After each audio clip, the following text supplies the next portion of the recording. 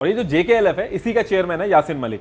यासिन मलिक का कहना है कि जब ये 14 साल का था तो 1980 में इंडियन आर्मी और टैक्सी ड्राइवर में जो कन्फ्लिक्ट हुआ था उसमें इसने बहुत कुछ झेला था और यही रीजन है कि इंडियन आर्मी के खिलाफ है और इसने अपनी जिंदगी का मकसद बना लिया कि कश्मीर को आजाद करना है। और उसके बाद इसने बैक टू बैक इंडिया के खिलाफ इवेंट किए। 1983 के इंडिया और वेस्ट इंडीज के क्रिकेट मैच में पिच खराब करके मैच रुकवाना हो या गवर्नमेंट के इलेक्शन की रैली में बॉम्ब फोड़ना हो, जेकेएलएफ के चीफ मकबूल भट्ट की जब फांसी हो रही थी उसमें प्रोटेस्ट करना हो, ये सब कर करके लोकल यंगस्टर में काफी फेमस हो गया था यासिन। 1986 में जब इसको 4 महीने के लिए नेशनल कॉन्फ्रेंस की पार्टी में बॉम्ब फोड़ने के लिए डाला गया था जेल में, बाद में इसने आके ये कहा था कि वो पटाखे थे, बॉम्ब नहीं था, लोग ऐसे ही डर रहे थे।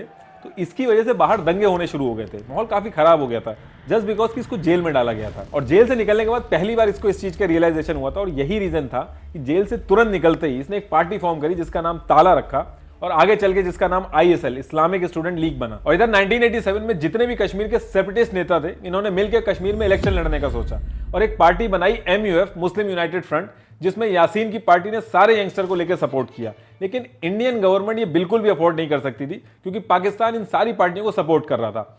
इलेक्शन में क्लियर था कि MUF ही जीतेगा, लेकिन ऐसा हुआ नहीं, MUF हार गया। MUF के लोगों ने यह कहा कि इलेक्शन रिग्ड है। अब आप कहोगे ये तो हर इलेक्शन की कहानी है, लेकिन इस इलेक्शन की बात अलग थी। इलेक्शन से 3 वीक पहले 600 MUF के पार्टी वर्कर्स को अरेस्ट कर लिया गया। गुलाम शाह जो कि हार के घर चले गए थे, बाद में उनको जीता हुआ घोषित कर दिया गया। BBC की रिपोर्ट आई, उसमें खेमलता जो कि खुद कांग्रेस की तरफ से थे, उन्होंने ये चीज डिस्क्लोज की कि वोट की काउंटिंग छुपाई गई थी। और हद तो तब हो गई जब फारूक अब्दुल्ला जो कि जीते थे उन्होंने खुद मान लिया कि धांधली हुई है। MUF वाले इंक्वायरी की डिमांड करते रहे, लेकिन ऐसा हुआ नहीं। MUF के लीडर्स और पार्टी वर्कर्स को जेल में डाल दिया गया विदाउट एनी लीगल असिस्टेंस, जिसमें से एक यासीन भी था। ये इलेक्शन बहुत ही बड़ा टर्निंग पॉइंट था कश्मीर में।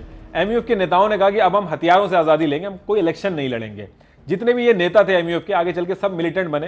ये जो आप नाम सुनते हो सैयद सलाउद्दीन वगैरह, ये सब पहले MUF में ही थे। यासीन इस इलेक्शन के बाद 3 से 4 महीने तक जेल में बंद रहा और जैसे ही वो जेल से रिलीज हुआ उसके बाद वो POK चला गया ट्रेनिंग लेने।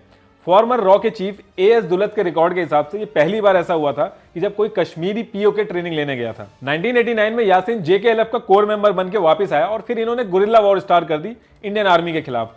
गुरिल्ला वॉर का मतलब हुआ कि धोखे से कहीं पे बॉम्ब फोड़ देना, पीछे से कहीं गोली मार देना, ये सब किया इन्होंने। दिसंबर 1989 को इन्होंने इंडिया के होम मिनिस्टर की बेटी रूबिया सईद, जो कि महबूबा मुफ्ती की बहन भी है, इनको किडनैप कर लिया था और अपने 5 साथी जो कि जेल में बंद थे उनको रिलीज करा लिया था।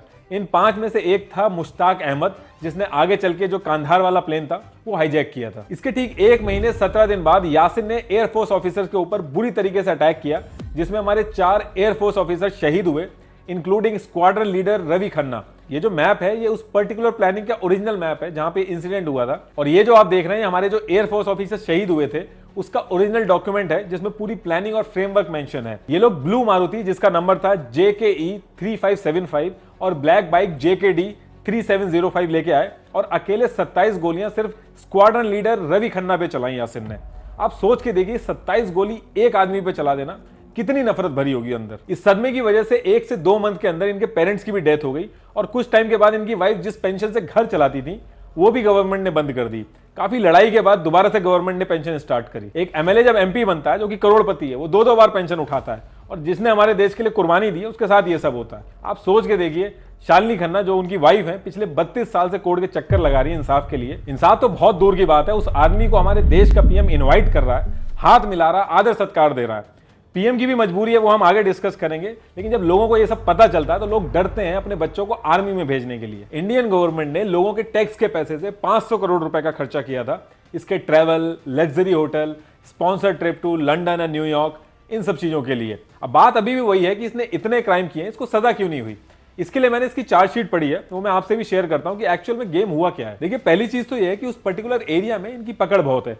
जज, लॉयर, गवाह, ये सबको मरवा देते हैं। जस्टिस नीलकांत गंजू को यासिन मलिक ने सबके सामने इसलिए मार दिया था क्योंकि उन्होंने मकबूल भट्ट को फांसी की सजा सुनाई थी। दूसरी चीज, ये जो रूबिया सईद किडनैपिंग थी और एयरफोर्स पे अटैक था, ये दोनों जो केस थे इनकी सुनवाई एक साथ कोर्ट में चल रही थी।